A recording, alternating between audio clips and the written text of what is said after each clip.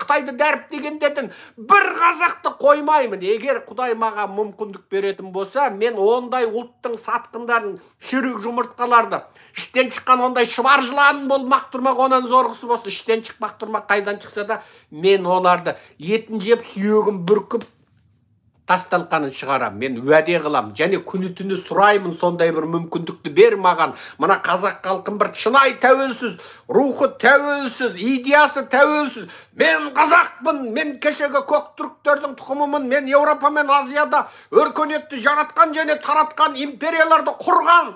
Мен ең ежелгі адамзаттың ең ескі мәдениетінің бүгінгі мұрагерімін деп сөйтіп тұратын қазақтарды мен жақсы көрем. Және біздің бүкіл ұрпағымыз осындай бүкіл Еуропаға да, Америкаға да қасқайып тұрып, мен бүкіл Еуразияның жаңағы билеушісі болған елдің бүгінгі мұрагерімін. Менің халқым аз 20 миллионға жетер жетпеспін, бірақ мен бүкіл Еуропа, Азияда тамыры ең терең жатқан халықпын. Менмін деп кеудесін керетін, сол осындай ұстаныммен өмір сүретін, демократиялы ел құратын, парламенттік республика құратын, әділ сайлау өткізетін, шынайы, шын мәніндегі нағыз ұлт үшін, қазақ үшін жақсы өмір сүретін және бүкіл халыққа өзінің барын арнайтын сондай жақсы қазақтарды тәрбиелесем, жетілдірсем дейді.